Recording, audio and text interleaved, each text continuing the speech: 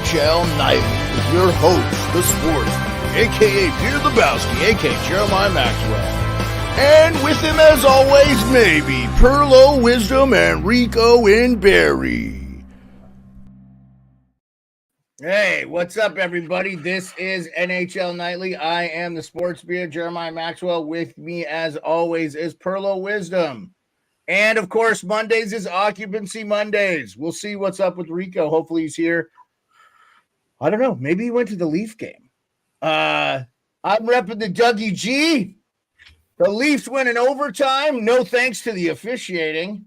Good God. Outstandingly awful. And then Crosby had the gall to complain. They reviewed 3 things that involved him that neither were penalties. It was unbelievable. I was like, I've never seen this. We also have the men's national championship. Rico will be here in 2 minutes, by the way. We have the men's national championship going on. Oh, the women's worlds happened today, too. USA beat Canada. How about that? Go USA, the women's worlds, the championship. Finally, USA gets on the right side of Canada. It feels like it's been, 20 years. No, they've won several times. They're winning lots now against Canada. The women's team is a lot more close. Well, the American women won the first one ever. That'll never change. And I think women's hockey was light years ahead of Canada before, like the 2000s. But I think Canada has done look, all I got to do is say MPH. Is that right? Marie M.P. Poulin? Marie Philip Poulin? Whatever. MP. Yeah, that's actually Philippe Poulin. I talked to her at the Hall of Fame this year and was like, can you retire? You actually do really good at guessing at those French Canadian names. It's Poulin, right? Marie Philip Poulin. Poulin, yeah. I will say Poulin, the French pronunciation correctly if I hear it correctly. You know what I'm saying? If I just read saying it, it's like, it's like Poulin or something like that. And I'm Canadian. I don't know it all either. To tell you, I love French.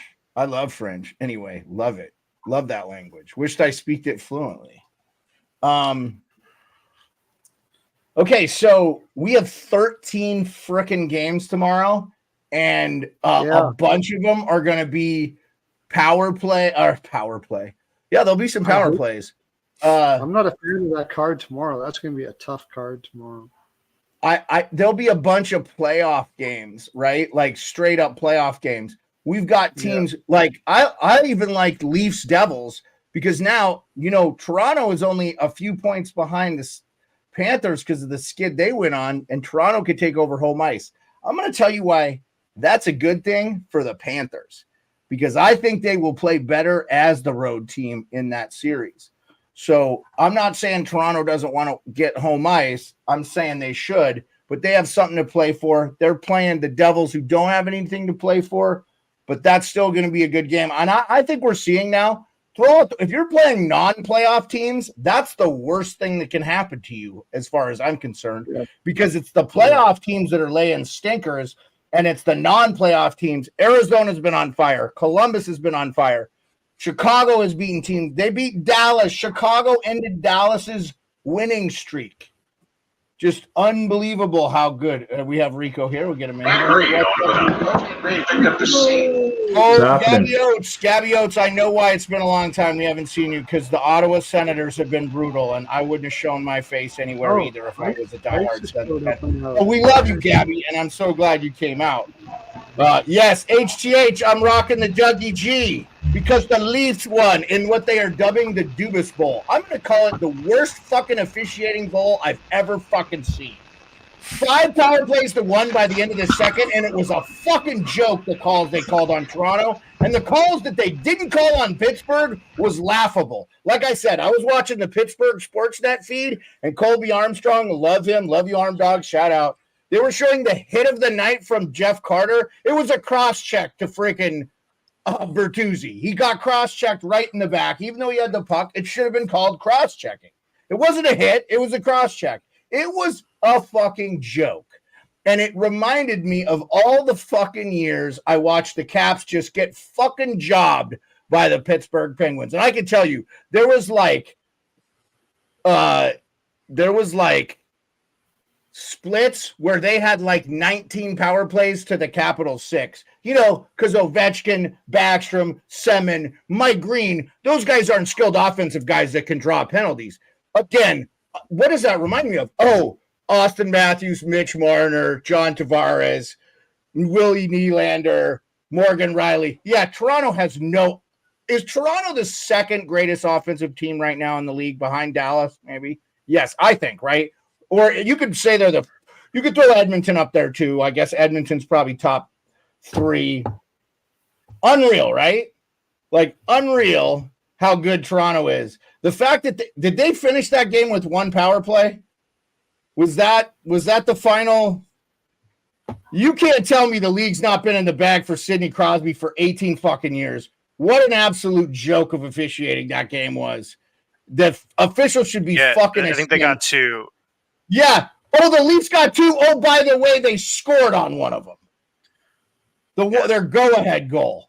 Like, this game isn't close if that game's officiated correctly. If Toronto should have got 4 or 5 power plays in this game, just based on what I saw. Yeah, that was the Matthews goal. Thank you. The 65th goal. Right.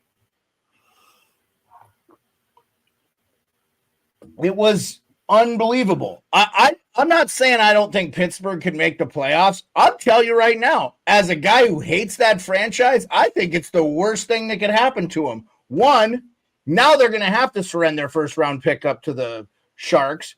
They were almost about to get a top 10 one the way they were. And look, it's nothing they did. They were 11 points behind in 9 games, and Philly has fallen apart. The Capitals have fallen apart. We just got news by the Capitals today, by the way, that Rasmus Sandin's going to be out the remainder of the year for them. That's hugely bad because he's one of their number 1 puck-moving guys. The Islanders were falling apart. They've kind of found it again. The Detroit Red Wings have fallen apart. I just think we have had so much teams fall flat on their face. And look, I'll tell you as a Caps fan, as a guy, you just want your team to be in it if they're not any good. And they're in the mix. Now I'm like, what's better for this team? Getting into the playoffs and getting smoked? Because look, I don't care. This Pittsburgh team ain't beating any team of note. If they win around, it's an upset.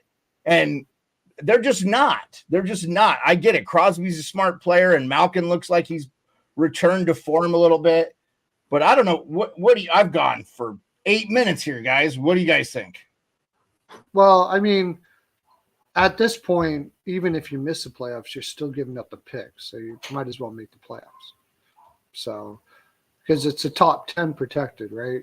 So if it's 11 or 12, you're still giving up the pick. So you might as well make the playoffs. Well, like if Philly misses, they don't have a top 10. They're not going to be a lottery team. They've got too many points. So I think now Pittsburgh is too high. They're not going to be a lottery team if they miss, but they're definitely not going to have a top 10 pick then. So that means so if they miss, they still take that pick, which is good for them. They still lose the pick no matter what. If they would have tanked a long time ago, maybe, and yeah, okay. But, you know, they're still going to miss the pick no matter what. So it's going to be interesting what they do in Pittsburgh because the only thing you can do now is the only thing they can do now is add players that you can trade at the deadline. Oh, Vegas scored, by the way. I got started off. Wow. Yeah, first shot. So, Occupancy, give us your impression.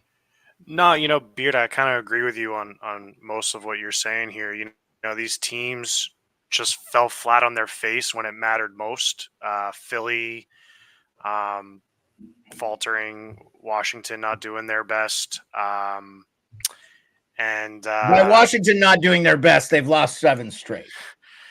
Fucking laughing. Yeah. And I just remember the barn burner 2 weeks ago with Carolina when they won 7-6, and it was just like, that really good feeling of getting the 2 points. But Yeah. then Where'd that team go? Yeah, and it happens, but and I think Pittsburgh, I think they just they kind of came back from that terrible trip up to northern Canada, right, where Letang blew the game, and then they got blown out by Edmonton the next night. They came back from that, kind of got things together, and yeah, I mean, they strung themselves a couple wins to make themselves at least a playoff bubble team. And I mean, look, I mean, whether they make it or not, I think Crosby just kind of making a statement of the league. Oh, I want him to make it. I want him to but, make it. Either way, he's kind of like sitting back, like, all right, even if our team sucks, like, I'm still one of the best, and I can carry this team through. And they're getting, saw Malkin's parents in attendance over the weekend. Yeah, and, they always come towards playoff time. That's not on the routine. Yeah. So it is what it is. But I mean, for the East there, and then the Islanders, I mean, I wanted to talk about. Yeah, before we let Rico talk about the Leafs game, I did want to ask you, your Islanders, how you feeling?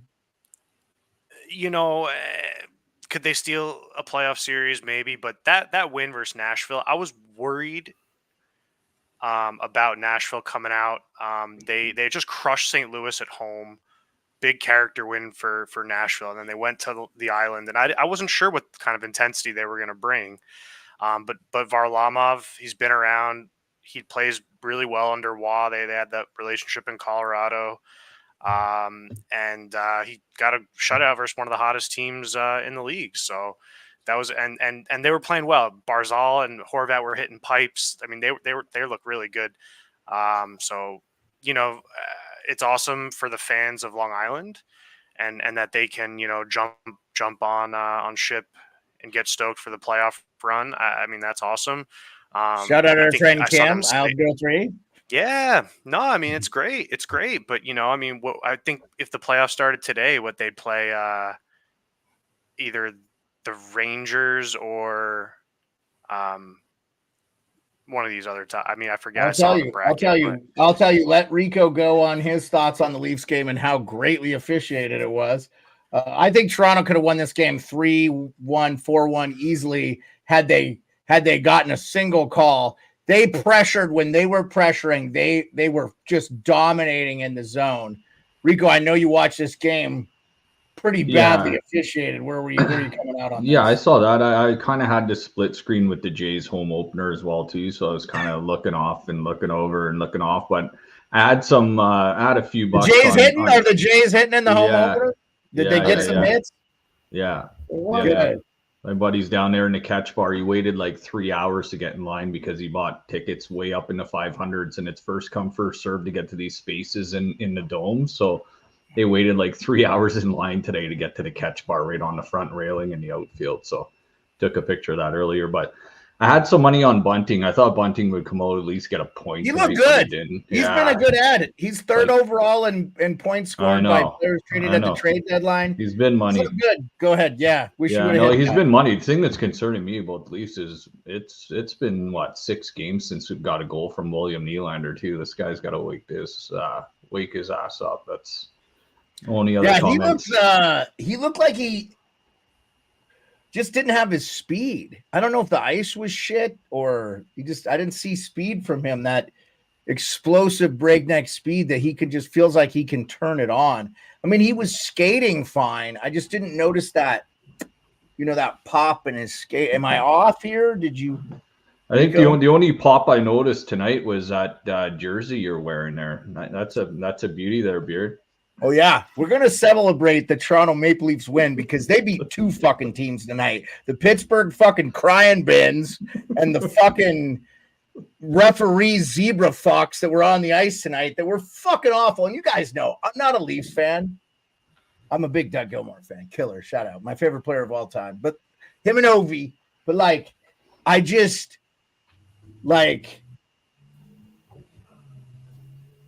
it was just awful officiating. It could have been such a good game if they don't call anything in that game. I'm not losing my mind. Like, the fact that it was 5 power plays to Pittsburgh and 2 to the Leafs, and the Leafs was late.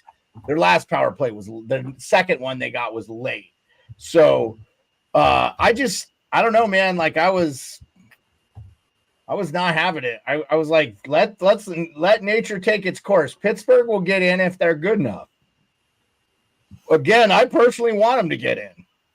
It only hurts them more because they're going to lose an asset where they would have kept their first round pick and maybe gotten a top 10 player. And I'm not saying you're going to get a top 10 player that could make a difference for you next season, but you could get a top 10 player that would make a difference to acquire a player that will make a difference for you next season. But Beard, let me ask.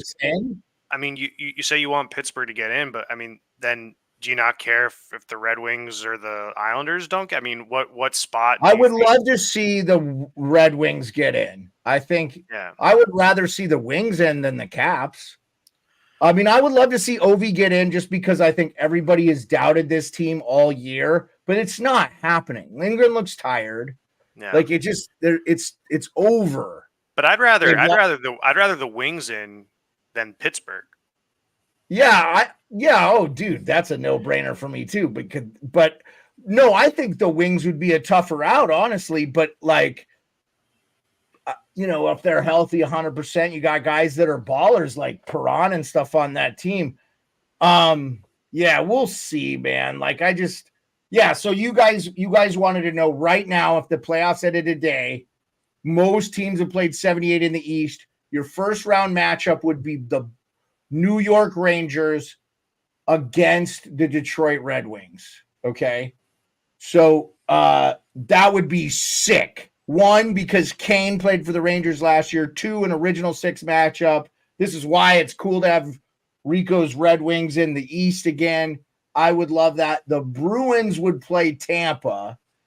Florida and Toronto would play each other, and it looks like it would be Carolina and the Islanders. And man, that's a good matchup. I hope that's how it shapes out. I'd love to see it not change. Now, Pittsburgh is a whole point behind the Islanders. They're a point clear of the Caps, but they have a game in hand. The Islanders have only played 77 games, and the Caps have only played 77, and Detroit's only played 77. And Detroit has the tiebreaker over Pittsburgh. So I think if those teams just went out, that's the way we see it. I wouldn't mind it. What do you think, Pearlo? I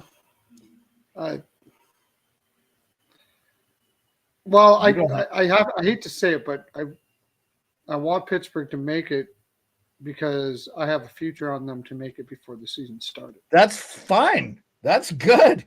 That's a great reason. That's the only reason why I want Pittsburgh to make it. Evening, Tim. So I had Buffalo to miss. I had Ottawa to miss. I had the Islanders to miss, which it looks like they might actually make it in. So, I just look at it from a betting perspective. I do. Doesn't the Islanders play Pittsburgh, though? Do they have a head-to-head? I was going to say the last game of the season is Islanders Pittsburgh. So if their trade wins and losses, it could come down to that last game. We thought the Philly-Washington game would be that, but Philly has lost. It's Philly's 2-5-3 in their last 10, and the Capitals are 3-5-2. The Red Wings are 4-4-2. See, that's the difference. The Penguins are 6-4-1 or 6-1-3, so they've gotten points in 9 games. And the Islanders are 6-4-0. If the Islanders could have taken 3 points, the same as Pittsburgh from overtime, they're 3 more. They have 88 points. That's a huge difference. Yeah, repping the Dougie Gilmore, baby. Dougie Gilmore. Yep. Thanks, Tim. Nice to have you. Vegas up 2-0, by the way. I didn't see the second goal. Nice. Is the national championship at halftime? Are we already at halftime? Eichel again.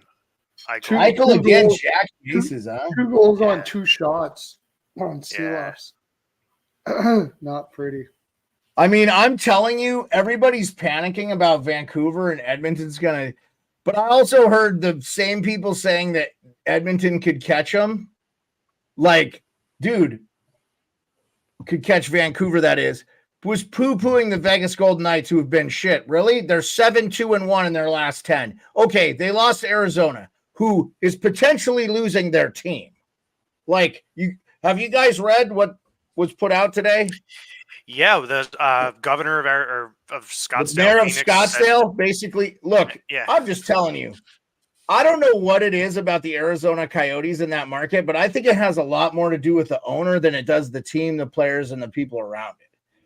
Because everybody I know that's associated with that place can't say enough great things about that team. They look, and I remember them getting sellouts when they played at what was called America West Arena, which is where the Suns still play. It's just called something else.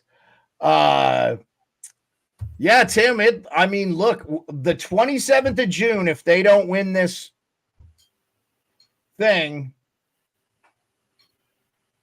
they're the auction, yeah. and then if they don't win this land also auction in Atlanta today too, or something. I think I saw. So I think you're going to see the Utah get a team. I think that what you saw Ryan Smith tweet out about the name, if we had an NHL team, what would you said? I replied Yetis. A bunch of people replied Soakers. Look it up if some people type polygamist. There was some, there's a lot of funny fucking people on the internet. So, but I like Yetis or Utes. I think Utes is cool because it's a Indian tribe from a Native American tribe, whatever from there. And the college, Utah University uses the Utes as their mascot. I'm sure they wouldn't mind.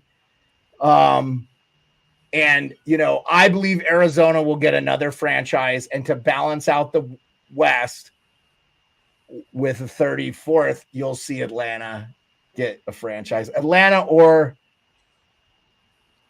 yeah, exactly. What Tim is saying is Saravelli said this on his show, but he believes that Ryan Smith, the owner of the Utah Jazz, the guy who will end up with the Coyotes as franchise, would not have tweeted that out if he didn't have permission from Bettman. And I'm going to tell you, I think the NHL has a plan in place to move the team immediately because their time reign is going to be super accelerated. They already can play in the basketball stadium that the Utah Jazz play in. So they have a ready-made stadium. Ryan Smith is committed to building another stadium so they'll do the complex and invest in the youth, which is huge there. Utah is one of the fastest growing. My wife does a ton of work there. It's become Silicon Valley light because it's cheaper to live. And a lot of tech companies have moved there. But they don't have the tax laws that California has, so it's a better situation for them. Hence, you see why all the high-rise buildings are vacant in San Francisco right now. Yeah, I think commercial real estate in the U.S., I mean, you're going to see it's all going to turn to residential, dude. There's not going to be any need to have these big buildings anymore for it's just going to be but the owners of the buildings still make profit on that by keeping the rent high so no one can get in anyway. So I see what you're saying, Beard, but the owners aren't going to budge. So they're fine with empty buildings. Yeah, that's true. It doesn't cost anything. And they can turn the power off. Exactly. So I don't know. No, I got you. Vancouver just scored. Oh, make it 2-1. Pearlo's a little bit ahead of me. Garland. Yeah, that guy's a gamer too, man. He plays hard. He gets physical down there. He really does. Yeah, I believe this is his last year. He's a guy that's a guy I could see like a Pittsburgh adding to like help him out because they got to win. If they're keeping that team together, you got to try to win. So, dude, Connor Garland's been money in the bank for props lately. The guy's just in it every single game, man. All right. Is there anything else, you guys, that happened today in the NHL or over the weekend? We didn't really talk about any of the games over the weekend. Any one of them stick out to you guys? I have one thing. Yeah, go ahead. Go ahead. No, I was going to say the big thing for me was before I lose it, was Rantanen getting hurt in that Edmonton game. And so if he's down, and then Colorado, they didn't look good against Dallas, and they didn't look good against Edmonton, I'm really worried about their goaltending situation. Like, I thought they added enough, but they aren't playing that other kid enough. They need to play him like heavy down the stretch. Georgiev has played too much hockey. He's over 60 games, I think, already. So, hey, Jared, thanks for coming in. So that was a game that really stuck out with me on, I think that was Sunday, right? Avs lost Sunday, but to Dallas, but it was a back-to-back, and they got beat pretty bad. I mean, what was the game they lost? I think they got pounded towards the end of that game. I mean, Dallas just took over in a third, I think. Yeah, the Friday night game, I was really surprised because the Avs, I think, ended up being up 2-1 in that game against Edmonton and then just let it slip away. And it ended up not being close, which was a huge disappointment. So, but go ahead, Occupancy. Finish your thought. I apologize about this weekend, what you noticed. Yeah, no worries. Curious to see if anyone thinks of anything with this one, but I mean, Brady Tkachuk, 16 hits in one game. Oh yeah, I thought that's the game they lost. And we had an empty goal controversy. Yeah, when he goes after Heischer, who probably just didn't even hear it, and it's Heischer, and I don't know. It just no. I mean, Heischer could have tried to score there with the empty net. He just kind of let the puck go in. He didn't really even knock it in. If you go back and watch it, it was like he just kind of skated and it was there. So yeah, but then Brady right away, because it's after the whistle, after the light, Brady comes in and. But dude, does anybody have a leg to stand on? The Ottawa Senators, they shoot that slap shot against the Leafs, gets Morgan Riley 5 games. I just find it hypocritical, man. Oh, definitely. No. I was you defend the one where everybody. I've never seen anything like that before. This one, I was like. I just think Tkachuk was irritated. He's always irritated, though. If you watch, I mean, how many late game penalties does he get when his team's down too, with the goalie pulled and he ends up in the box or something?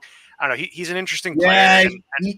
That's bad juju there. You need to stop that shit. He needs to grow out of that. And he's on one. Not trying to win a game in that game.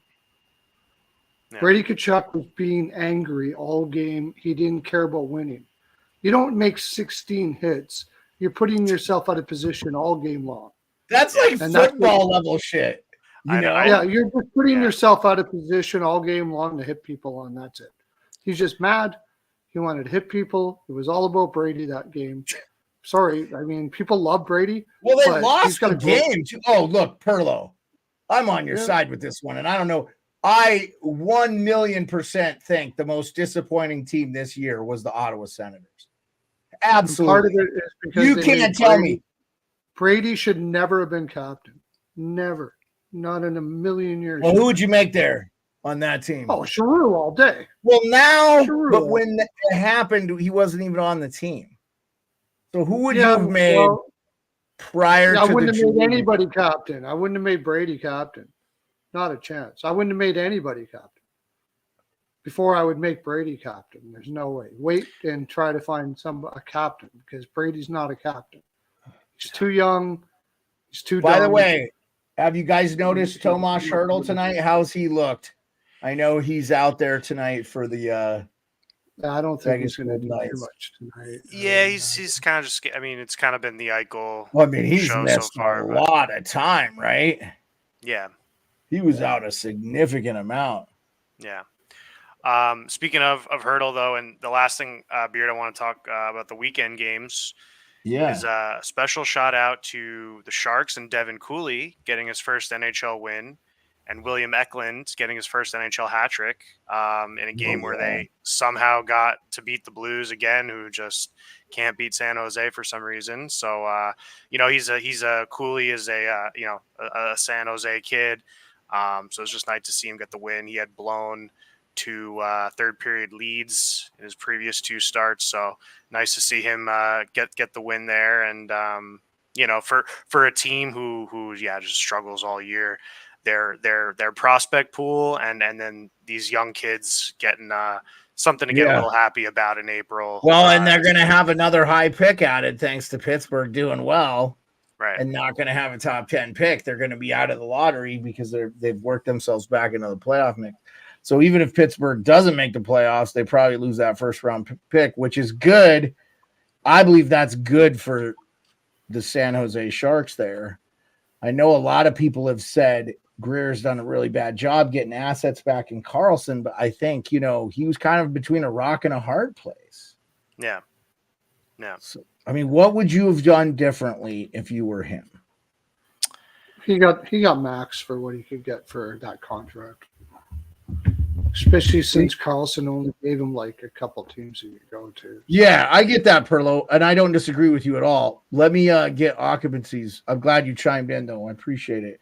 Occupancy, give me your on because he is there in the Bay Area. I mean, I know you're our Islanders fan, but you live in that area. Yeah, for you you're talking about finger on the pulse of that team. The Carlson How deal. How do you feel about? Here, I'm going to give you front stage here. How do you feel about the job Greer's done there? It being your regional team. This pulls on a lot of strings, Beer, just because I kind of moved to San Jose to root for Thornton, Hurdle, Meyer, Pavelski. This was kind of gone. I know, but that's what I'm saying was like he comes in, the house gets cleared out. It's tough. It's tough for the short term. For the long term, though, people who are going to be living here for 20, 30 years, who they'll see these teams come through and through. I think it's okay, but I'm not going to lie. I think it's too early to say didn't do a good job. You haven't seen these. You had Will Smith stay in Boston. He hasn't even come across the country to play yet. Leonard too, right? Yeah, the big guy. Well, Ryan Leonard is a Caps pick. You guys have Will Smith. I think Will Smith and Ryan Leonard both go back to college. It's a smart decision. Right. We'll see. I'm going to get to see them, by the way. I leave tomorrow night for the Frozen Four. So we'll try to get one show in. I'll talk with the guys. We'll let you know. Tomorrow, just a brief interlude to interrupt my main man here, and I'm going to let him back to you. I will also be on with Off the Wall Hockey for his YouTube live stream of the Caps Red Wings. So I will be watching that game kind of solely with him at 7 p.m. on his channel, and I'll drop the link in the chat before we go. Canucks scored. They got it on the power play here, tied it up. National championship up to date. UConn's winning 39-30. It is the second half. Only two halves in men's basketball. Women's play quarters, though. It's so confusing. Anyway, Occupancy. Finish your thoughts on Mike Greer and the San Jose Sharks, and then we'll get to Gabby and Pearlo's little dispute on Brady Tkachuk. So that'll be good. Yeah. No, I mean, that's most of it. I think just in some, let's see what they do when some of these kids come back. If they're still bottom of the barrel in 2, 3 years, 4 years, when these kids have, then you can say, all right, these guys didn't think you gotta at least give them a year or two to come in. So, yeah, I agree. I think they're playing the long game in San Jose. It is good. They still got to try to get rid of Couture and hope Vlasic medically retires or something. But yeah, they definitely have. I like a lot of their players. Bordelot. It's going to be interesting to see what happens there. Okay, so I just want to address Pearlo said what he said about Brady Tkachuk. Gabby said he disagrees here and he can't lie. He says, and I'll put it up, I think the 16 hits is overblown. Needed a guy finish their checks. The entire team is soft. He has a lot to learn when it comes to being captain, but it was far and away the best choice at the time. I don't disagree with you, Gabby. I like Tkachuk as the temper tantrum need to stop when the game is over, but that's is what happens when your 3LW is Dominic Kubalik and the next toughest guy on your team is Travis Hamonic or Parker Kelly. I love it, Gabby. And Gabby, you are our go-to Ottawa fan. If you ever want to come on and talk Sens, DM me. I'll DM you the link. We're not dropping the link in the chat anymore, guys, for obviously reasons. But to the faithful, if you want to come on, I'll get you on there. Let's move Occupancy back to a 4 so he's not sitting there because he's not talking and I'm just blabbing away.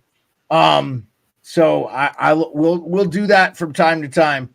41-32 now, UConn. Dave Portnoy has a notoriously huge bet on this. I think he wins like like $1.5 million or something. He had picked UConn at the beginning of the year or something. He got pretty good odds. So,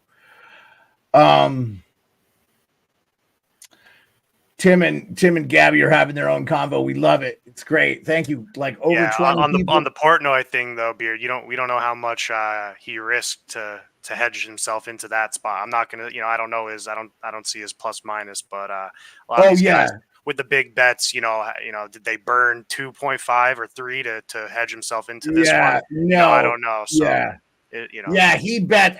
I've seen him lose some serious cash too. Yeah, at the Arizona Coyotes game about a week or so ago, they were all cheering for the over. Yeah, like 800 grand on it or something. I was like, "What the?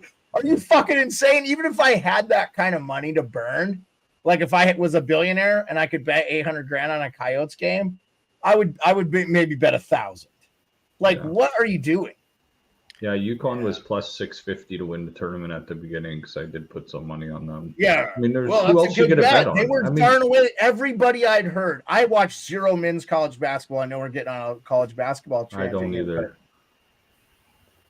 All I heard from all the guys I trust in the U.S. media over here that knows what the F they're talking about when it comes to college basketball was like, it's going to be UConn.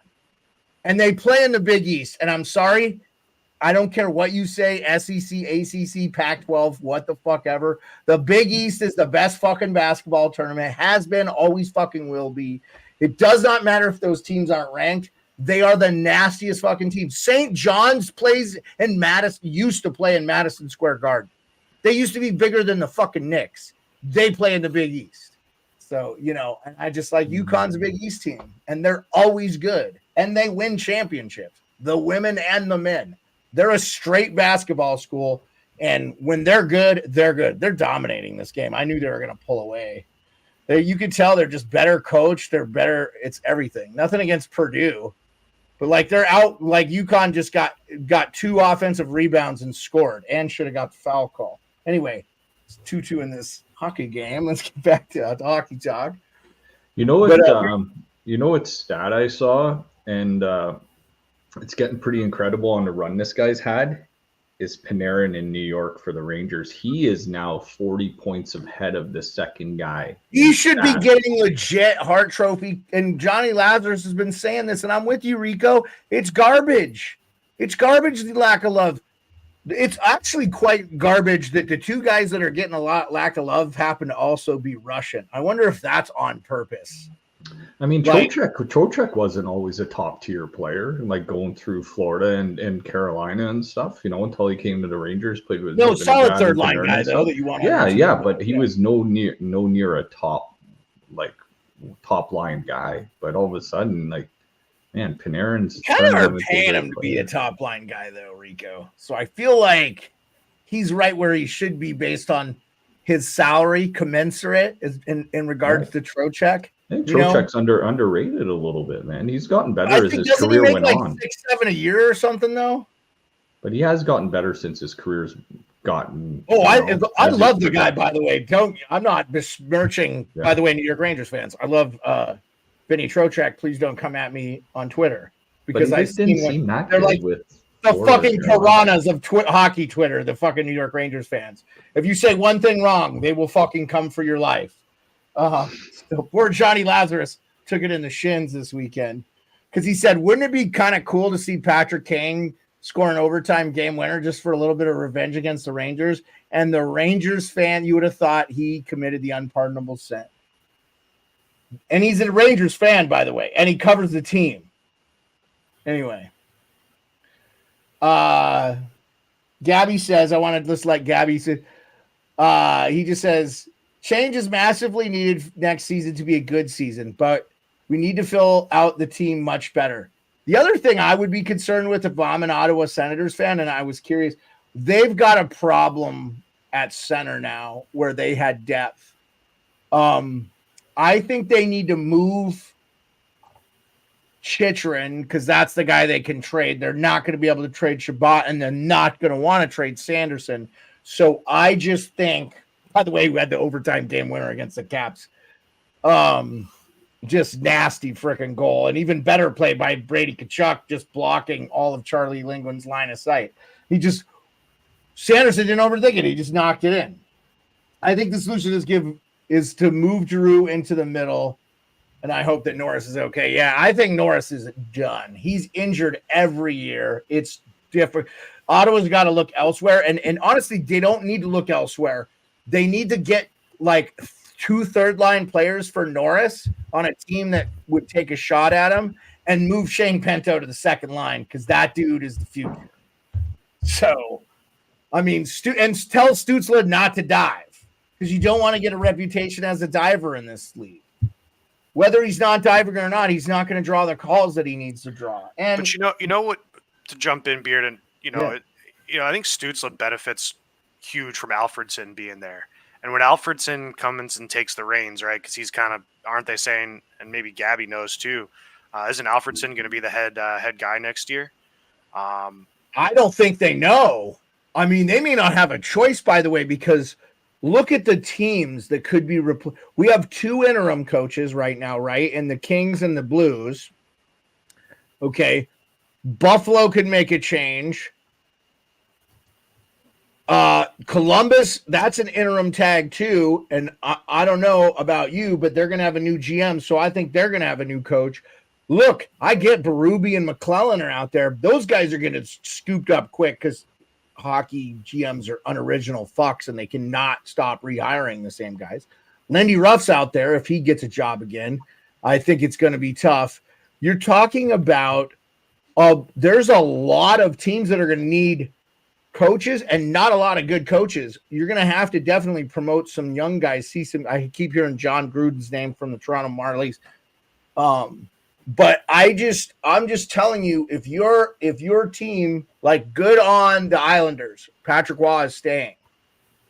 Ottawa should have started from scratch before the season. They should have just fired Dorion and got started earlier. And I get the owner, I don't want to upset the apple cart. No, you brought a broken team. They did exactly what they did last fucking year, and they failed. And it's a fucking joke. Oh, here's what Gabby says.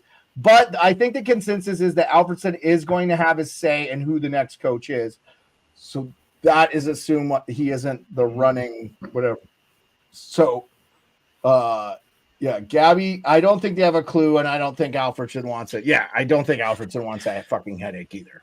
Yeah, because I think Stützle, he's going to just benefit greatly from having someone that they all look up to who wasn't soft but highly skilled. Right. Yeah, and that's all Stützle needs to do for his game. Exactly. That's all he's there. He's there. He just has to kind of you got to, ring out the softness a little bit somehow. I have heard that all coaches and possibly GM and Prez as well. What, Tim? What are you talking about? What team? Oh, don't be surprised if the broom in Buffalo is what Tim's referring to. So the GM coaches never. Wow, no, I don't think the GM Buffalo has been. The GM should not get fired. He's not been there that long. Craig Adams, he's only been there like 2 seasons. He took over for Botterill, Jason Botterill. I do not think Buffalo should fire Craig Adams. I could see them making a head coaching change in Dom Granato. But I don't know that it's a coaching problem. Pearlo, what do you think about the Sabres? And then we got to jump into the games, guys. They just got a really green team in Buffalo. Look at that team. Their whole defense is like they're very green. That's all it is. And their forwards are green. They got to learn how to win. They got to learn how to play. That if they need to do anything this year, they've got to get in, do what Chicago did. You go get Foligno's, guys like that. Show these guys what it means to be a professional. They don't have anybody in there. And they just traded their best guy, Doc Pozo. So, yeah, they're captain. Just a very green. You're asking way too much from a team that's like a bunch of 20-year-olds and from a coach to try to get these 20-year-olds to play the way you need to play in the NHL, and that's it. So you can't do Adams if he did anything incorrect. I think this year he's got to get out there and get some veterans. They can show these guys what it means to go to battle every night, because Buffalo doesn't know how to do it. And it's not their fault. They're just kids. They don't know. Those kids have been winning all year, all their lives without really having to do too much. They're just extremely talented kids, right? So they don't know what it means to buckle down every day, stop banging on the weekends, all that kind of stuff. They don't realize what it really, really takes to be a team that can not only make the playoffs, but win playoff rounds. Great, talented kids, but they need guys. He needs some support. The coach needs some support there from some veterans. They can kind of bang some heads and say, no, you can't do that, dude. This is what you do. You come in to the rink, you hit the gym, you put your game face on from like 10 o'clock in the morning on, and you go out and you're thinking that I am going to go to battle every game.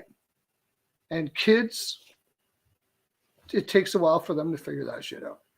Like, especially when you don't have anybody there to help them do it, and they don't. So that would be his only problem. He's got to get some guys in there to do that sort of stuff.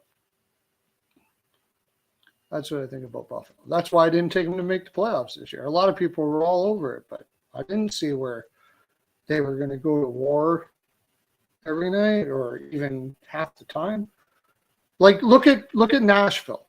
What did they do? What's the first thing Barry Trotz does? He goes and gets a warrior like O'Reilly to come and show these kids. It doesn't hurt, what though. it means It to go to doesn't war hurt that every Nashville is a super popular place to live and be, and they have a great tax setup that doesn't get talked about either.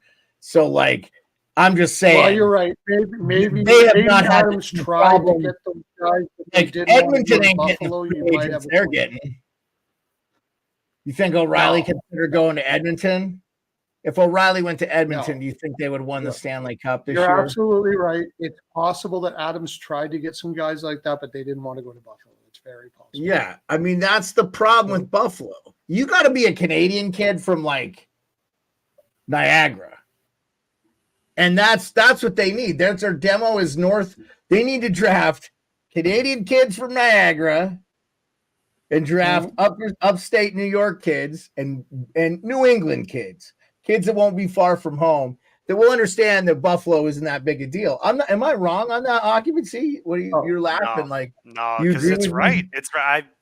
I'm from the island. We know that the upstate divide is real, and I mean, big market kind of players. You think Panarin? That's what. Weren't they talking about Kane going to Buffalo too? Isn't he from there?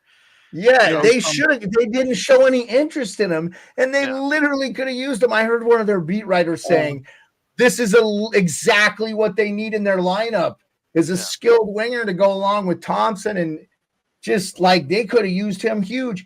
I will say this, guys, though, we're killing the Buffalo Sabres, and I want to move on. Hopefully, Rico's back in here soon. I want to move on to the 13 games because that's why I got you guys here for. We'll preview all 13 games. Picks, props, whatever. I'll give you the lines. I'll give you the over-unders. I know that's why we got you degenerates, and that's how we are drawing numbers, so I don't want to veer away from that.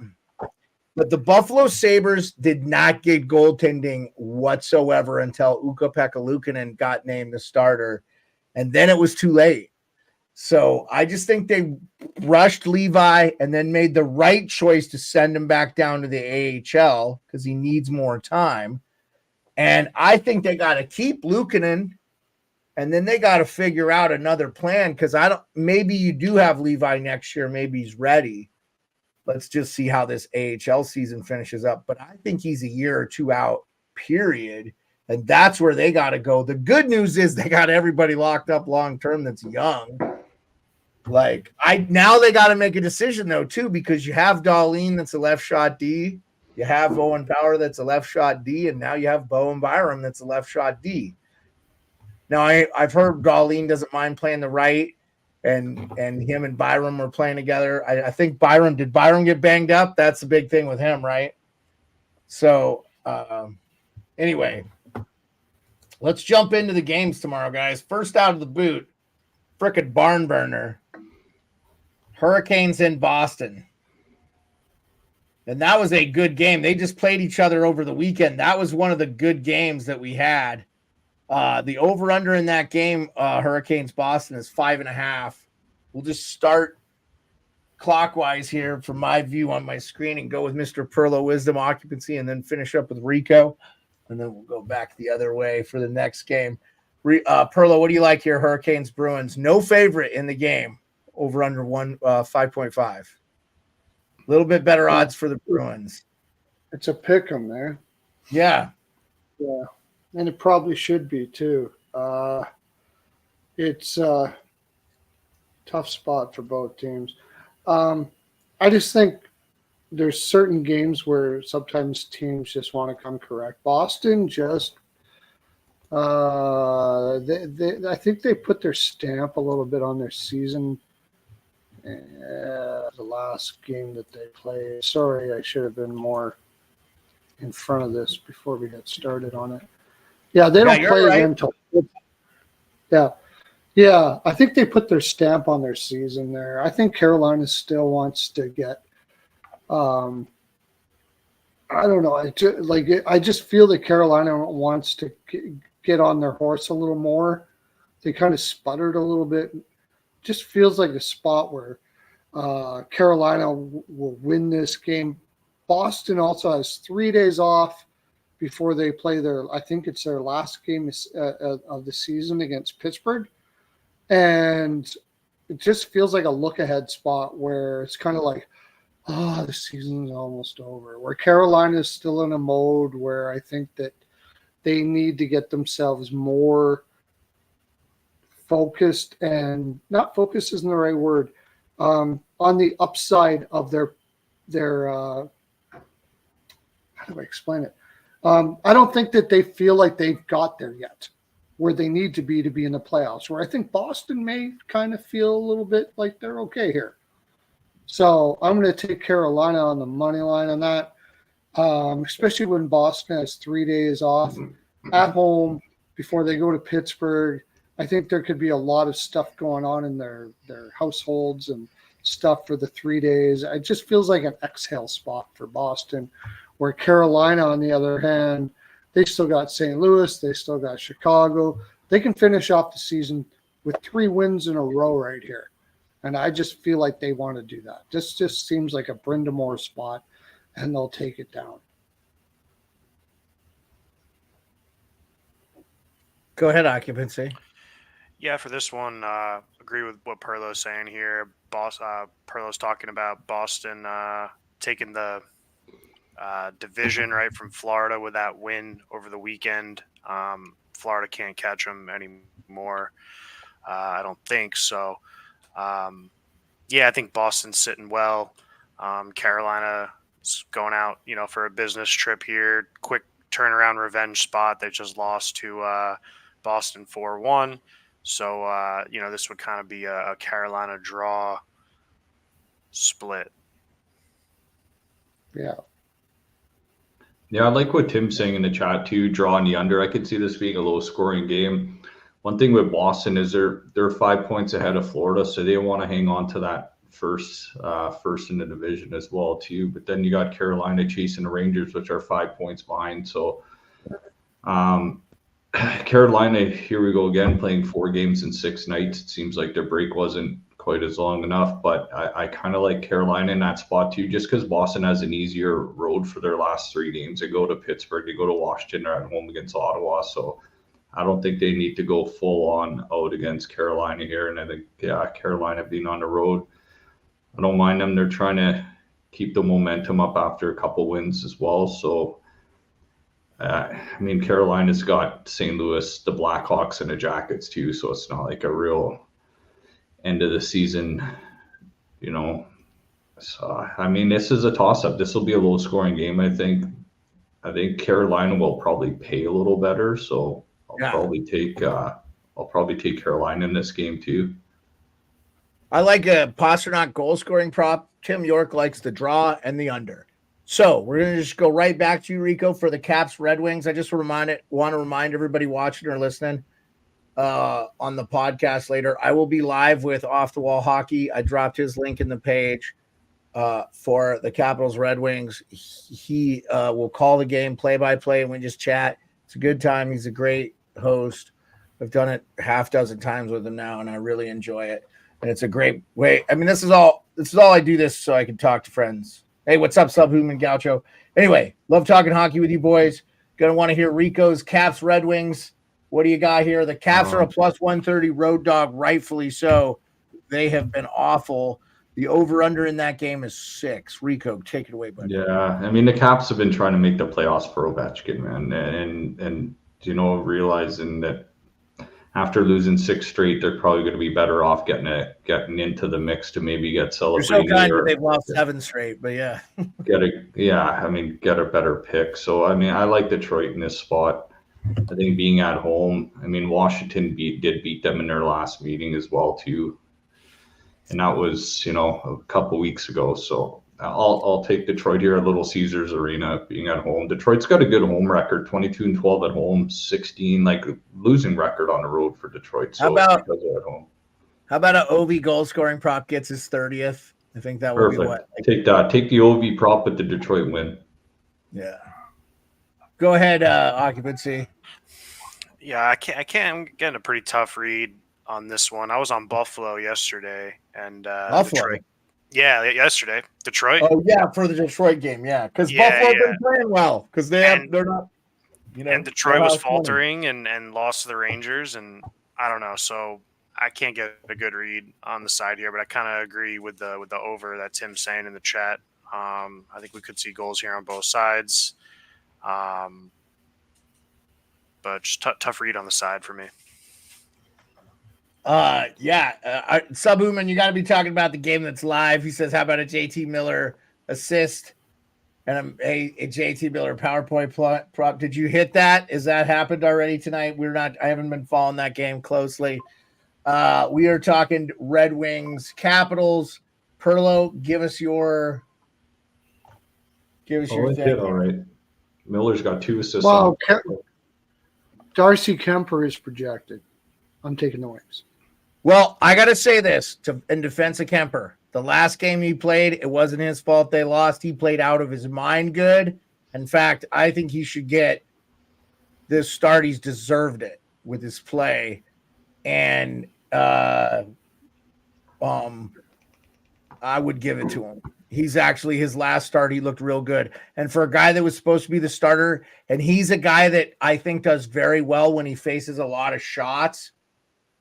Oh, should have had him in net in Carolina. I just think we'll see. I actually think that Kemper deserves a shot here to steal the net back from, I think, a very worn out Charlie Lindgren at this point. I think Charlie. Well, he has to get the start here. Lindgren is worn out, like you said. Yeah. But I just personally don't trust him all that much. Alex Lyon has had a little bit of rest. And he's played well for Detroit. I had Detroit against Buffalo, and I just think that they're going to come correct here. They got they got younger legs. They're at home. I'm going to take Detroit, and I'm taking Detroit. I know we got a lot of games, Beard, but real quick, Fucale, no starts for Fucale. I mean, the kid from Hershey, right? What you don't think he should get some starts?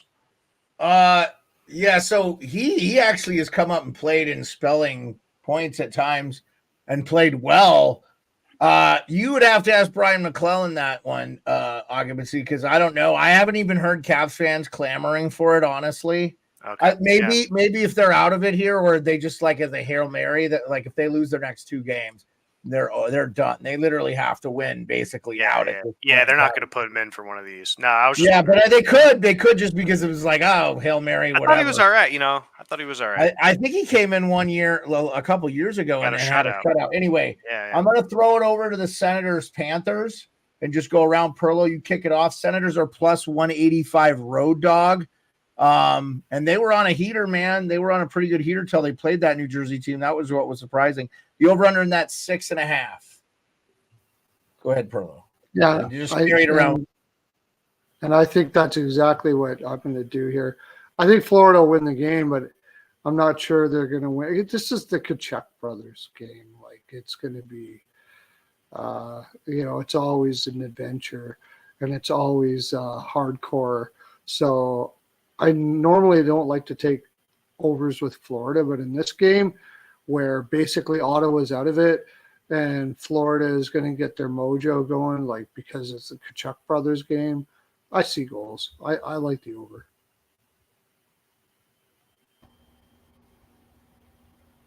I honestly like Ottawa on this spot, man. Florida coming off a 4-game road trip and they just got pasted 6-0 by these same Senators. I mean, by the same Panthers. I like Ottawa in this spot. You're probably going to make a ton of money if you do, but I mean, Florida's got the Blue Jackets after. They got the Sabres. I mean, Brady might get the best of this matchup, and you know what? Take a little maybe first period sort of bet on Ottawa. Maybe take the reverse puck line, take a +1.5 maybe on the Senators to try and keep this game a little tighter than 6-0. Yeah, I'm with Rico on this one. I mean, we're not talking about who's the better team overall and playoffs and all that. We're just talking about who can win this hockey game tomorrow. And with the price tag you're getting on Ottawa and potentially a flat spot for Florida, I just think, they're coming off a big win against Washington there, and they're playing hard. Obviously, they're throwing the body around, and I don't know if Florida's going to want to, match up with them for this one. So I would take a shot with Ottawa if I had a unit. Next one, you guys want to do Montreal, Philly? Sure. I think we got Philly around -160 favorites or 140 favorites, depending on your book. Montreal is a home dog.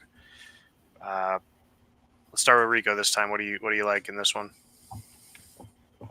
Yeah, I like Montreal at first glance here. I mean, Philly's lost a shit ton on the road. Montreal has lost a few too, but this is a little bit of a tough spot. 3 games in 4 nights for Montreal, but they're playing hard. They're playing at home, and Urson's tired, man. And I heard it today that it came out that Samuel Urson's tired. That's why they called this Russian guy over, and they're just trying to revive this team. They're all young guys. They're not used to going at Tortorella's pace all year long, and I think they're finally burning out, man.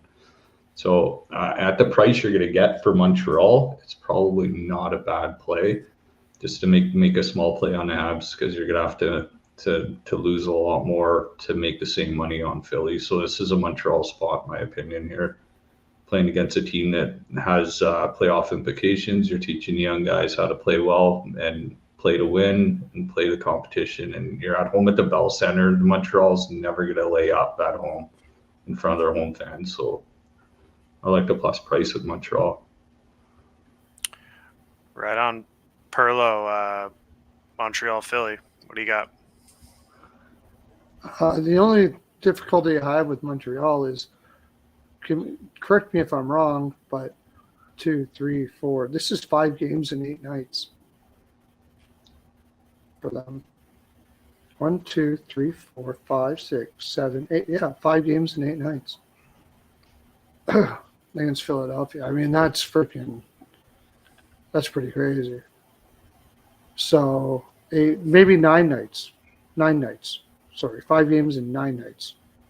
It's a lot of hockey, and not against like chintzy teams here. They're playing against Florida, Tampa Bay, Toronto, the Rangers, and Philadelphia's had a little bit of rest here. But I agree with I totally agree with Rico here. They got a serious goaltending problem. Like really bad. They're probably going to play Fedota. If you're playing a guy that's never played in a North American size, he's like coming over from Russia, and he's never played in a North American size ice rink, and you're throwing him in there, that tells you what you think about Erson at this moment, right? Like that's just a terrible idea. So for me, because of that, their goaltending is so bad. I got to go over again here. I got to go over. Philadelphia's got the better legs. Montreal is can probably shoot 22 shots on here and score 3 to 4. Philly needs this game on too, right, whoever they boys? put I mean, in what are we that. talking here? And, Philly has to win this game, right? Yeah, and they're not out of it. I mean, they're 1 point out, so they're string a couple wins together. But if you want to lay minus 140, 150 for this team who hasn't won a game, No, I'm not taking Philly at that point, but I will And- take the over. Perlo, I think you're You right. got I think it serious is 5 goaltending games in problem 8 like that. nights. I think it's 5 5 and 8, games man. in 8 nights for Montreal. Yeah, that's ridiculous. Yeah, It's ridiculous. They've had. I mean, we were just talking about Carolina not too long ago. Their schedule was like daunting. Yeah, but Carolina, they're built like ridiculous. But those guys are built like machines. If anybody could do it, it's them. Oh, I agree. Only They won some of those games. I mean, not Montreal. I played 6 games in 3 days at the men's beer league tournament last weekend. So The one that I you can do won, it. by the Montreal way. can do it. The one that you won, by the way, not a No. big deal. No, we didn't end up. We beat the team that won the tournament, but because we all beat each other in the round robin, it went for goal differential. And the team that we beat in the round robin actually won the tournament. So it totally sucked, man, because we didn't show up to an 8 a.m. game. We showed up, but half our team wasn't there. So the good old 8 a.m. beer league game in the morning, and half the guys don't show up. You're like, where the hell is one just stack their third goal of our differential. team? Dude, Yeah. that's Maybe fucked up. You got they set you up for failure, giving I you know. that game. I know. Maybe Good kind old of a 8 a.m. handshake. And the Maybe ones kind that of a are, and the handshake ones that with showed up, you could tell they never unpacked their bag, and everything's just frozen stiff, and they're like pulling their Oh, equipment out of Jesus. their bag in the morning at 7:30 a.m. and they're like, "Oh, this Who's shit's getting up still at 8? wet." I don't get up at 8 now. Come on, man. I get up at 6. I get up at 5 a.m., but I don't Yeah, get up. we got I hosed. wake up. Maybe a 6-1. handshake draw game here. I could see that handshake. That's what I draw. was thinking. I was thinking Yeah. a draw and an over. Yeah, Okay, draw boys. and over. Let's move on to Maple Leafs Devils plus 100 Devils home dogs. Leafs on a back-to-back, but shit, they didn't have to play much. Half their team didn't have to skate because they kept getting the softest ass penalties called against them. So they'll probably be well rested in this game. 6.5 is the over-under. I definitely like the over in this game. Rico, why don't you kick it off? Your Oh, lead. man. Yeah, in Joseph Wall gave up 10 goals in his last 3 games. Yeah, he's been bad, dude. I know So, Leafs fans are clinging, Yeah. but And New Jersey always plays Toronto well because they play with pace and they're quick and they'll go back and forth and they'll drag the Leafs into a back and forth game. So I mean, with the price you're gonna get, maybe take the Devils here because I mean the Leafs are just trying to stay healthy too. Of course, they're trying to feed Matthews for 70. He's got 65 tonight, but they're not going to go up or down. They might lose home ice or try to get home ice. I don't know how many points are they behind Florida. Yeah, I mean, they're 3 points behind the Panthers, so it would be nice to get home ice against Panthers, but I don't know if that matters in that series or not because the Panthers are decent on the road. So, I mean, give me the Devils just on the price you're going to get for them just because they got a little bit of a sign of life in them still. So. sweet. Go ahead, Occupancy. Yeah, is Wall confirmed? Or he's expected? Well, I mean, it's a back-to-back for the Leafs. They're not going to play Samsonov. I mean, I just think that he's going to be their game one starter in the playoffs. At this point, you're probably not playing him on back-to-backs. And the Leafs are playing for something. They could catch Florida. Florida has not been great their last 10. The Leafs could overtake home ice advantage for second in the Metro or Atlantic, excuse me. Yeah, anyway, yeah, and I think Kakinen might have gotten hurt. So if it's Jake Allen for Jersey, I mean, the Leafs know Allen. They've seen him, at the Bell Center coming across, playing him for years. They've seen this guy. I'd like Toronto here personally. I think they got a character win tonight. Go Leafs, go! And I think sometimes you're just clicking and you're kind of dialed in. Leafs have won 4 out of 5. New Jersey's dropped 4 out of 5. You're getting a pretty cheap price for Toronto. I know it's a back-to-back, but yeah, if I had to pick one here, I'd go with Toronto. I hope you're right. I hope you're right.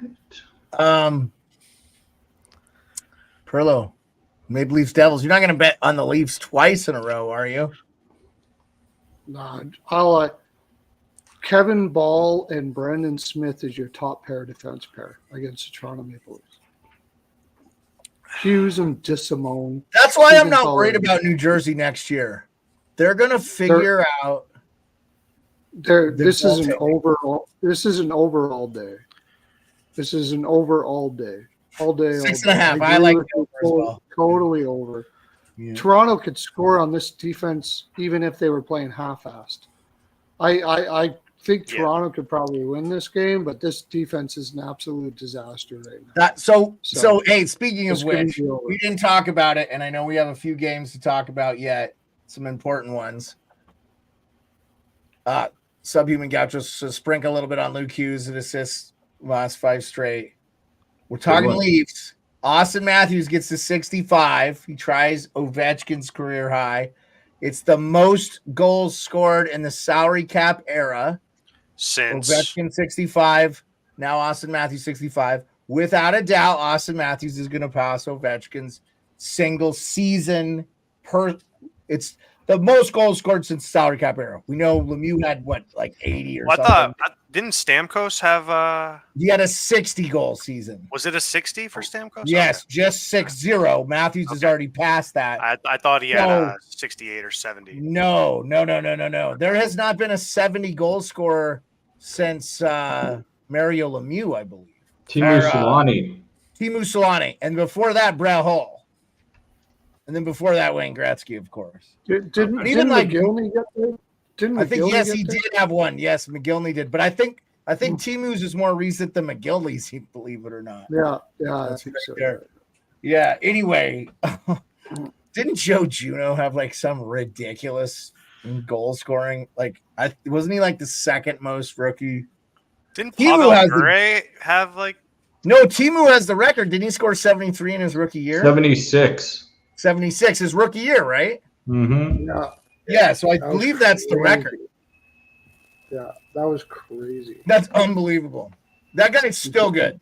He could still play in the NHL. I believe it. He could have just scored 10 a year for another 5 years. Especially on the Anaheim team, they could use him. So I do. I think he could play that long. I just think he was like bored. If you know him or anything about him, he's a huge businessman, and he still lives there in that Southern California area. He has a steakhouse. Yeah, he's got a couple businesses, man. I want to get down there the next time I'm there and visit a bunch of his stuff because he lives in Coto de Casa. It's like this rich town only. It's like a zip. They have their own zip code. It's like it's mansions only in Orange County. I had a client for business there a long time ago. Coto de Casa. Look it up. It's like this just crazy rich SoCal town. They have their own zip code. I'm pretty sure Solana is. It's nuts. He's got the steakhouse and he's around. One of the guys my clients actually knew him, saw him a bunch, the clubhouse and all this stuff. It's a pretty crazy place, but that guy's a legend. If you're scoring over 40 or 50 in that league, you're a legend. I mean, come on. Yeah, I love, and people like, Wayne Gretzky said records are made to be broken. I hope Ovi passes him. Dude, I hope Austin Matthews passes Ovi. I'm glad Austin's going to beat Ovi's goal scoring record. That's a good thing. I love the kid. I'm proud of shit. He's also American. Doing it in I love it. In the best Canadian market, or one of the best. Because I think Montreal is pretty good when it's going, right? So Vancouver's not too shabby either. I just like I'm 2 minutes behind you. I just saw Susie go for tripping, so I'm.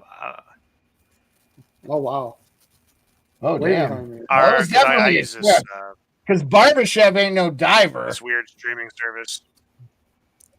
I wonder who was on Timu Solani's line in 92-93 when he did that. Because I think Alexei Zhamnov was there. Keith Kachuk was there. I know Phil Housley, Teppo Numanen. Yeah.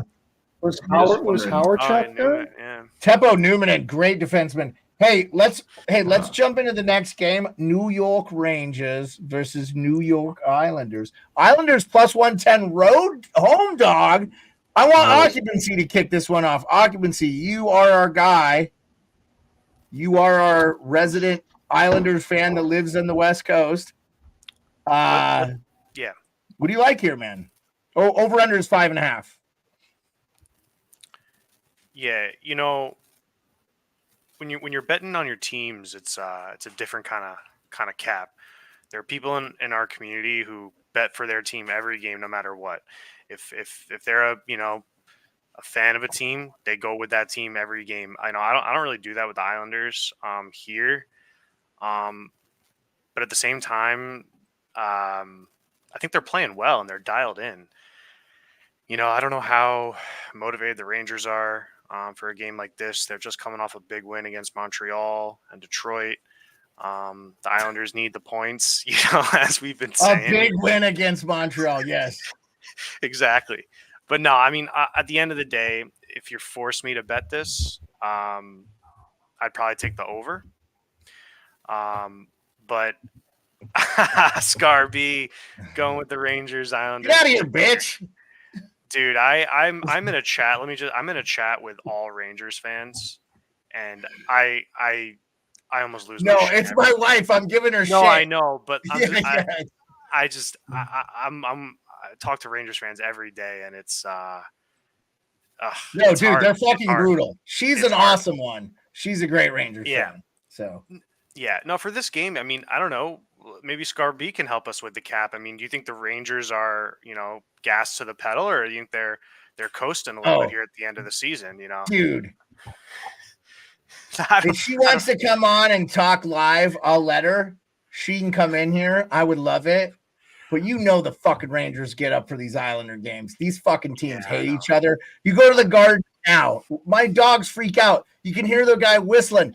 Wait. Potvin sucks. Danny Potvin hasn't played for 40 years, and they're still chanting that shit at the Garden. You know what the thing about New Yorkers? They got long fucking memories, man. Oh, yeah. They got long fucking memories. They fucking cursed Pedro Martinez for tossing that fat fuck Don Simmer down when Don Simmer had it coming. It was the most hilarious shit I've ever seen. Yeah. No, Steph, he just wants to know. She goes, I know nothing about gambling. You don't need to know shit about gambling. Do you think the Rangers will show up against the Islanders? Do you think there'll be less than 6 goals scored in the game? That's it. You don't have to know anything. If you know, I'll be honest though, Beard. I'll be honest. I like the over. In Saturday's game, I don't think Nashville came to that game to play. They did not look like they were pressing like they played against St. Louis. I mean, that was just, if you watch that game, Nashville's great. They're talented, but I do not think that they were busting. They were probably hung over as shit. They spent some time out at the Wagon Wheel or whatever that big bar is in St. Louis that all the players go to, where there's a bunch of girls running around in cutoff shorts, and they got shithouse drunk, and they laid an egg against the Blues. Big shocker. Heard that one before. It's like the Vegas flu. Yeah, I'm just saying, man. I'm just saying. You know what I'm saying? That game reeked of we had a long night. That's what that game reeked. Yeah. Anyway, but yes, hey, teams are gonna have bad games. By the way, it just happens. Yeah. I think the Islanders. I don't know what the fucking Predators have to do with this game. Occupancy. What the fuck? Because they Rangers Islanders. Because the Islanders just played the Predators, and I don't think the Predators showed up. You didn't like the Preds game so bad that you think the Islanders are just not back. I just don't. I think the Islanders won a good game, but I don't think the Predators were playing their best. I just don't think. I didn't see. I mean, it's an impressive win, but the Predators did not look like they were pushing. So if we get that kind of thing with the Rangers, then I take the Islanders again. But I don't know. It's just yeah, the Rangers didn't look good against Pittsburgh, but Pittsburgh has actually played fairly good. So Islanders money line, and we'll move on. Okay, yes, thank you. Fucking A. Pearlo, go ahead. Yeah, I just think the Rangers are going to want to scare, at the very least, I think the Rangers are going to want to scare the shit out of the Islanders. And the way they're going to do it, they're not going to try to shut the Islanders down. They're just they could play them in the first round, don't you think? This is motivation to win now. That's a different. They could play them in the first round. When I look at these games, all I know is I don't think the Rangers are going to want to play a defensive game here. They're not going to show their ass against them in this. They're just going to come balls out offense. I agree with you on the over. The 5.5, I like the over. Make them chase. If you're going to win it, chase us. Okay, Rico. I think so. Yeah, I think the over too. Rico.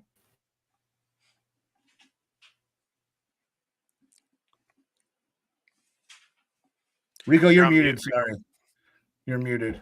Sorry, love the Islanders in this spot. Varlamov's already confirmed in this game. Oh, it's yeah. not a back-to-back or anything. He's going up against the Rangers, and these teams are going to play each other twice within a week. So they're playing at Madison Square Garden Saturday afternoon at 12:30 as well, too. So I actually really love the Islanders in this spot because of the price you're going to get for them. Patrick Roy's got his goalie already set up. They're going to be prepared.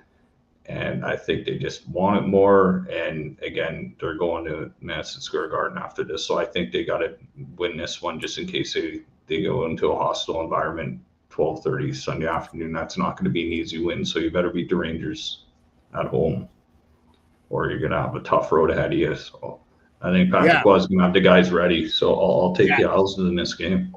I mean, it's plus money too. Don't hate it. Pearlo, where are you at? The Thailanders. I like the over. Okay. That's right. I'm sorry. I apologize. Next game is Blue Jackets Lightning. Blue Jackets plus 245. They have not been playing that bad. I did not like the Lightning against the Penguins. I thought they looked like shit. I don't know what was going on there. They got back into the game late, but I thought for 2/3 of the game, they went out and drank the night before. That game is over under 6.5. I definitely like the over. I would take the fucking money on the Blue Jackets all day long here. But the problem is I think it's that one goalie that doesn't stop any pucks. So maybe you just stay. That's why the line's 245. Pearlo, who do you like here? Blue Jackets Lightning. Yeah, the Lightning did have a shitty game against Pittsburgh. That's why I really feel sorry for Columbus. Because I don't think they're doing that twice in a row. So, and they're gearing up for playoff mode for sure, huh? I think Tampa Bay is going to freaking destroy them in this game. So, puck line or in regulation, whatever gives you the good money, I'll take Tampa Bay. All right, Rico. Occupancy. Go ahead. Pass. Okay, Rico. Maybe take a sneaky pick on the dog here because I know the Lightning got Ottawa in the next game, and Ottawa beat them 4-2 last time they played against Tampa. So I'm just looking ahead to destroy Ottawa in the next game here. Columbus, good road team. I don't know if Bruce Jenner is going to be back, but Boone Jenner. I'll take Bruce Jenner, unfortunately, will never be back, Rico. He died. Yeah. Did he? What? Yeah. The person known as Bruce Jenner is no longer alive. Is he? I didn't know that. Yeah. Oh. No longer exists.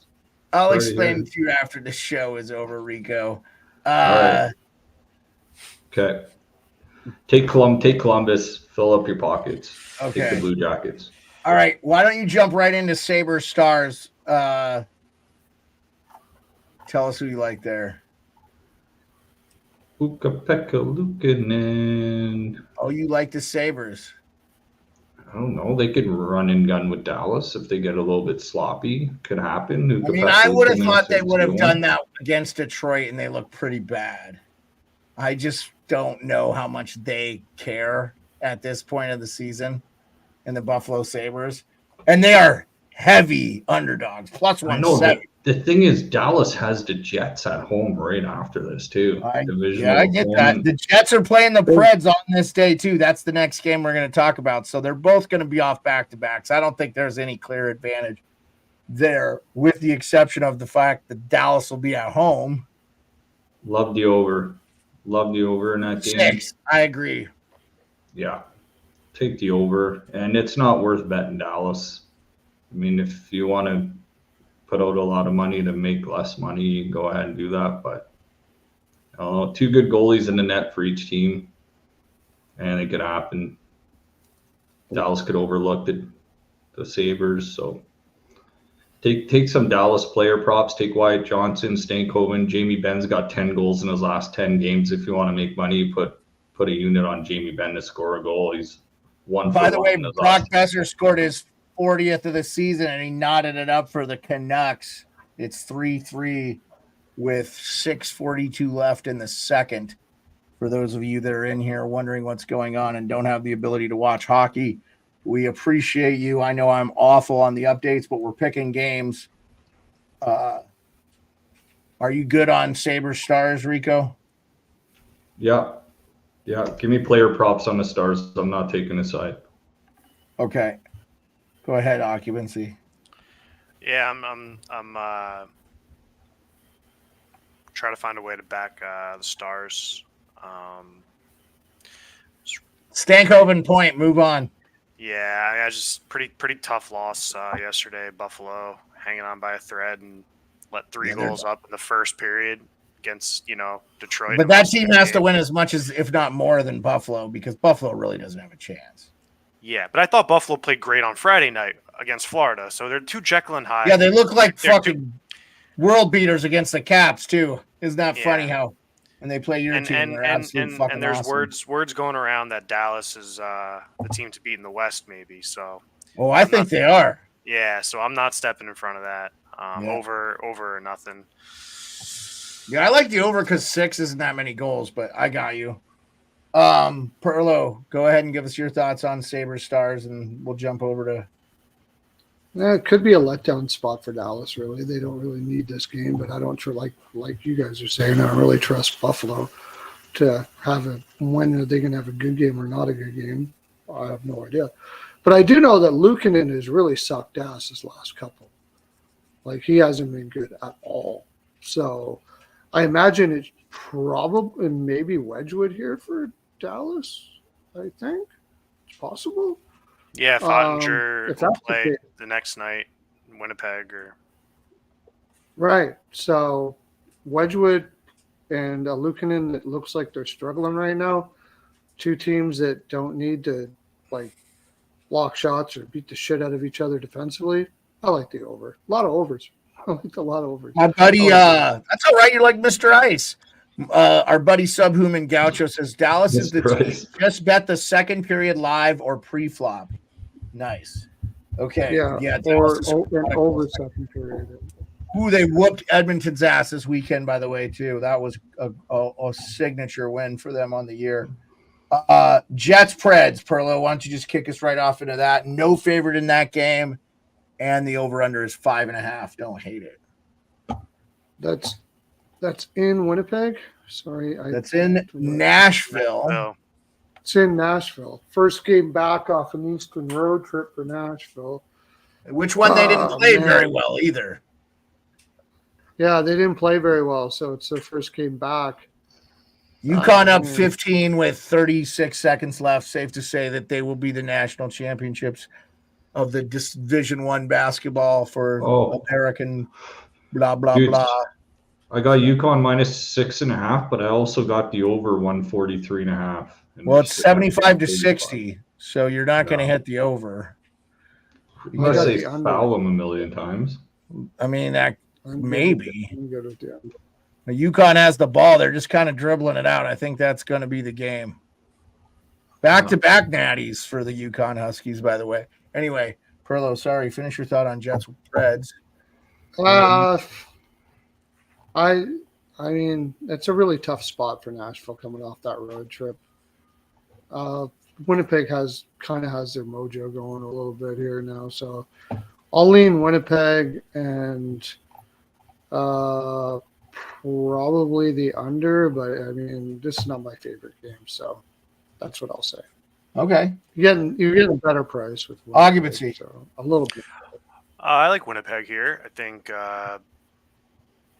Nashville got a little lucky. I didn't see the game, but I think Jersey, they were down 2-1 in the third yesterday, and somehow tied it up and got the win in overtime. So Winnipeg has just been rolling. So I would just go with Winnipeg at a pick'em. Nice, Rico. Yeah, I don't mind Winnipeg either. Maybe a first period both teams score type thing, but yeah, I'll take the Jets on the road because Nashville's going to Chicago right after this. They got 3 days off. They're probably just gonna get stuff done coming off that Eastern trip. I mean, they got a possible 2 out of 4 points, even though one had to come in a shootout. So it's not like it was miserable. But to be at home against the Jets will be playing a good road game there. Hellebuck will be ready, but going home for one and then just going to Chicago after, you're probably looking ahead a little bit to an easy week and just tidying up some business back in home front. So yeah, the Jets will probably catch them in this game, I would think. All right. Well, why don't you jump us into Wild Avalanche? Wild plus 170 road dogs. Avs haven't looked good their last couple games. I know they're banged up now too. 6.5 is the over/under. What are you thinking here, Rico?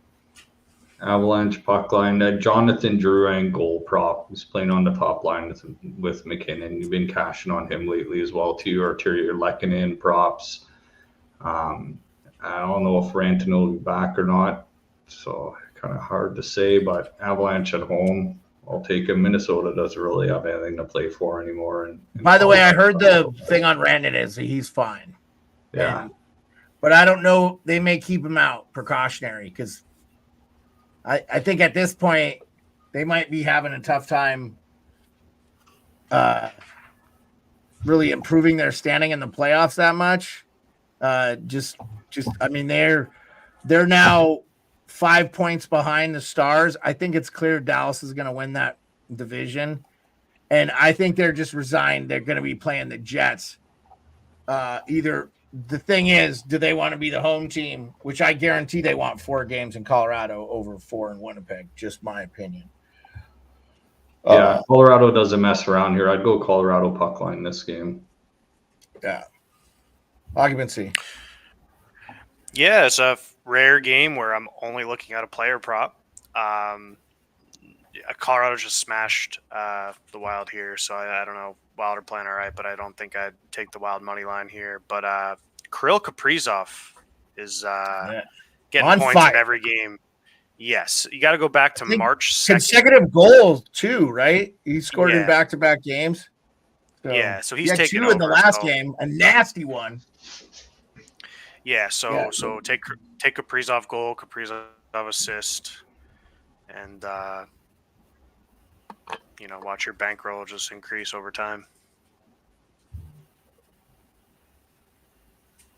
That's all I got. Subhuman Gaucho says, "Love the Drouin look, Rico." That the way. He's saying Drouin. Okay, Pearlo, give us your Wild Avalanche pick, and then we have 3 more games on the slate. Yeah, I agree. I think Colorado just lost to Edmonton on the road, and they've lost 3 of their last 4. Come home, got their ass kicked by Dallas. They're not going to be screwing around again. They're not going to want to lose 2 games at home against a Minnesota team that pretty much is depressed right now. So, yeah, I agree. I'd take Nathan McKinnon point prop at home again. Still, I know the streak ended, but he still has a chance to tie Gretzky.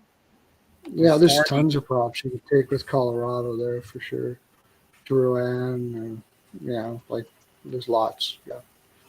So, but I like Colorado in regulation, or puck line or whatever. Okay, we'll jump right into Kings Ducks then. Ducks are at home plus 220 home dogs. Over under 5.5. What do you think there, Pearlo? How do you like? Kings been playing some pretty good hockey, I think. Well, you can only take the Kings. I don't know how you're going to pay for that, but the Ducks just, especially. You don't have to bet it either, Pearlo. There's no reason. No, I would take the Kings. Why would we waste anybody's time talking about this game? Quite frankly, is what I'm saying. Yeah, just take the Kings puck line first period or something like that. Like, Okay. The last 3 games, guys, are kind of duds. We don't need to spend any time on them. Kings, Ducks, are you going to bet this? Yeah, take the Ducks.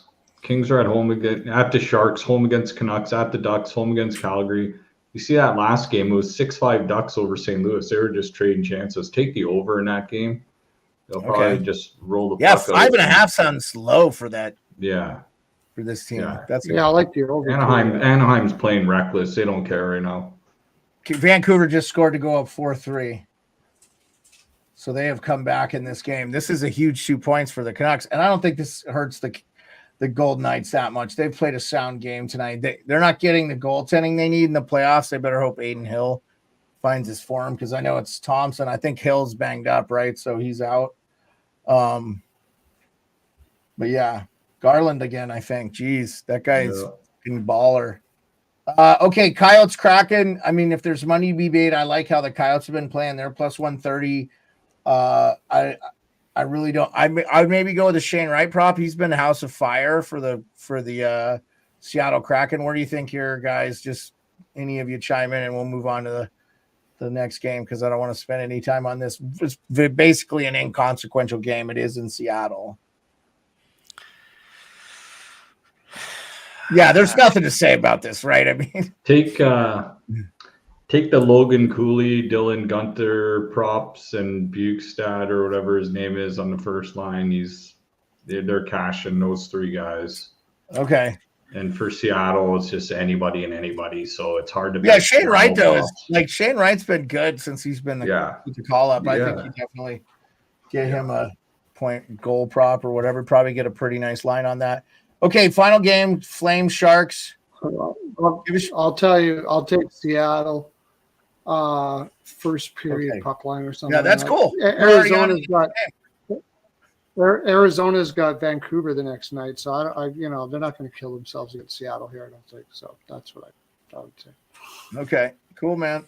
Flame Sharks and Occupancy. Just go ahead and give us your thoughts. It's there in San Jose. This is Sharks. Yeah, as this is my background, is the same game here. Plus 1. Yeah, Calgary 1-0. Already they're losing.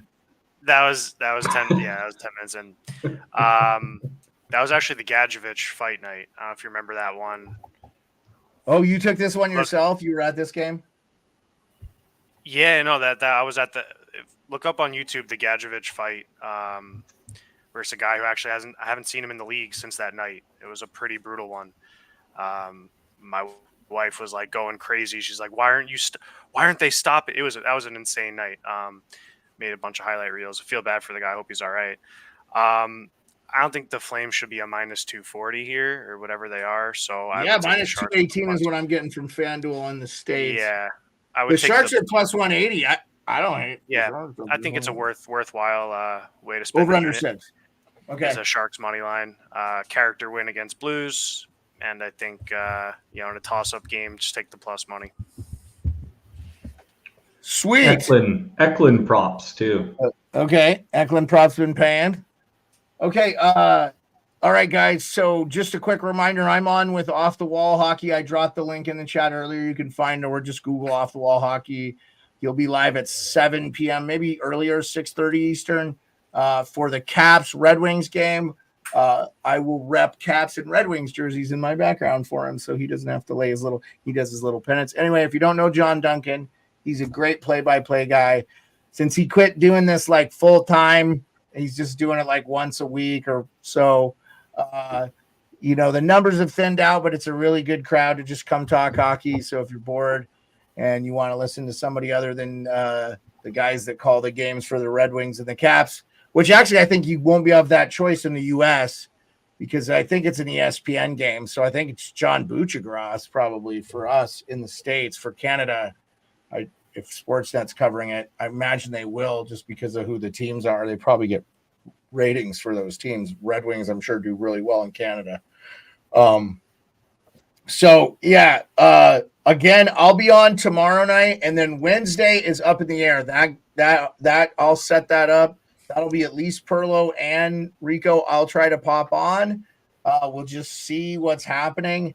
And then Thursday, it will just be Pearlo and Rico, as I will be at the Frozen Four semifinal games between Boston College, Boston University, Michigan. I think is BU playing or Boston College is playing Michigan, correct? And BU is playing Denver. And all these teams have won national championships within the last 15 years, I think, except for Boston College. They haven't won since 2003. If I'm right, if I'm wrong, somebody will jump. Check it out. And we may do a surprise Friday show, but I'll see what's going on. I'm hoping to have some important dinners while I'm in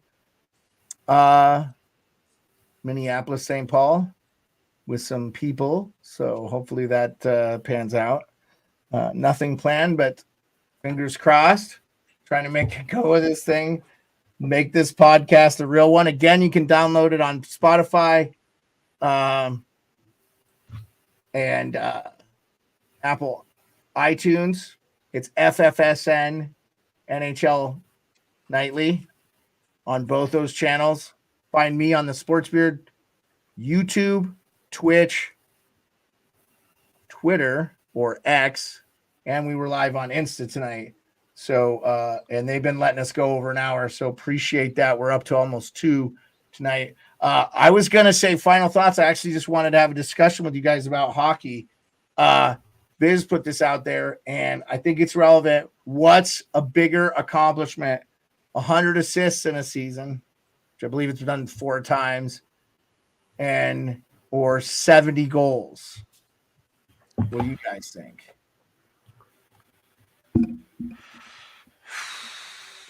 It's a tough question. Yeah, that's why I asked it.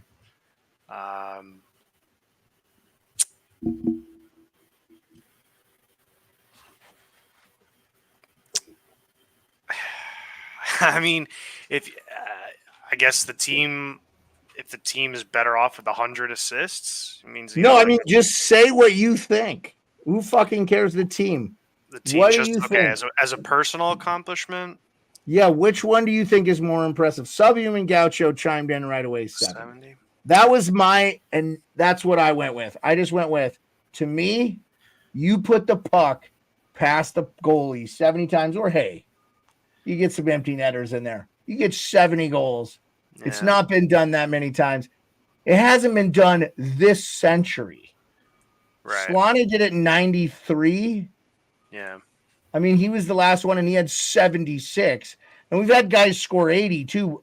That is equally impressive. But I think it's it's just Mario, Phil Esposito, and Wayne Gretzky that have scored over 80. Correct? If I'm wrong, I think Hully could have got 80 every year he wanted to, but I think he was like, oh, I'm just gonna do what I want. No, I know what you're saying, Beard, and my first thought was 70 goals as well too, because a lot of those assists could be primary assists too, where you just pass it to somebody and then they end up making a play, and the guy assists. In secondary assists, I mean, yeah.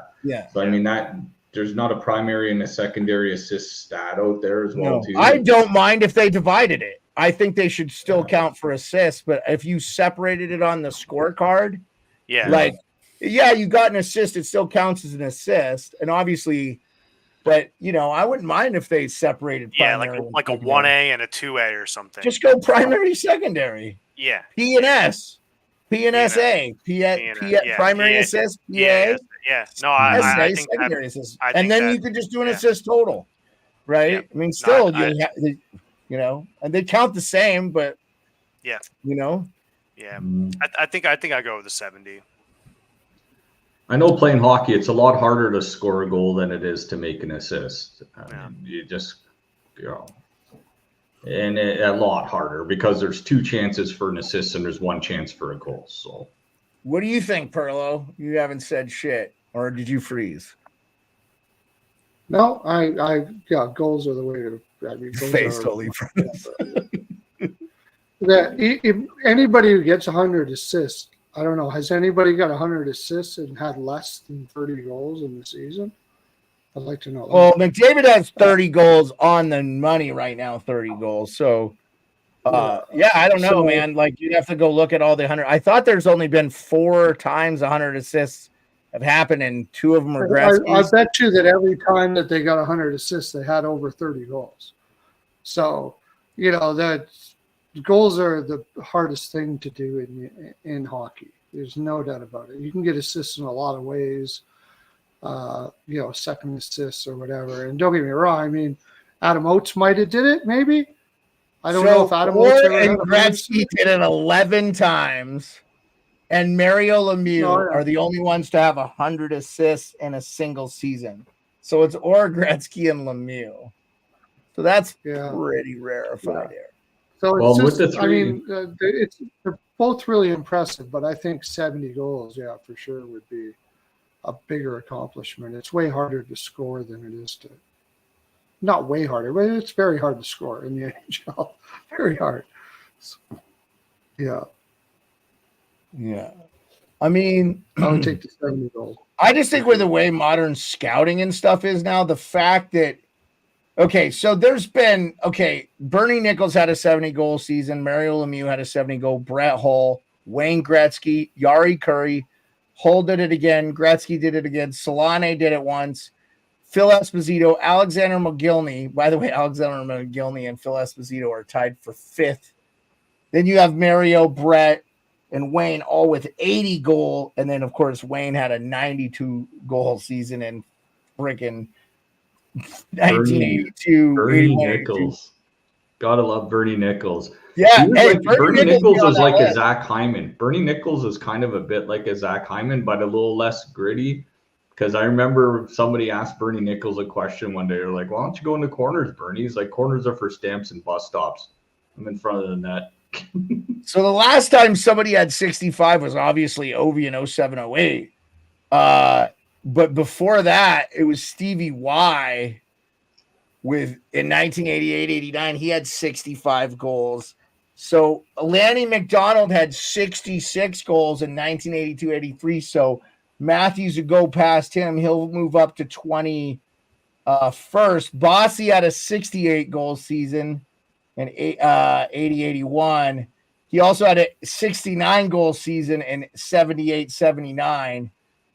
So Bossy up on that top list a couple times. And then, of course, Mario had a 69 and a 68. So, I mean, he's going to be in rarefied air. Obviously, 100 assists is harder to do. According to the NHL stats, because Oren Gretzky did it 11 times,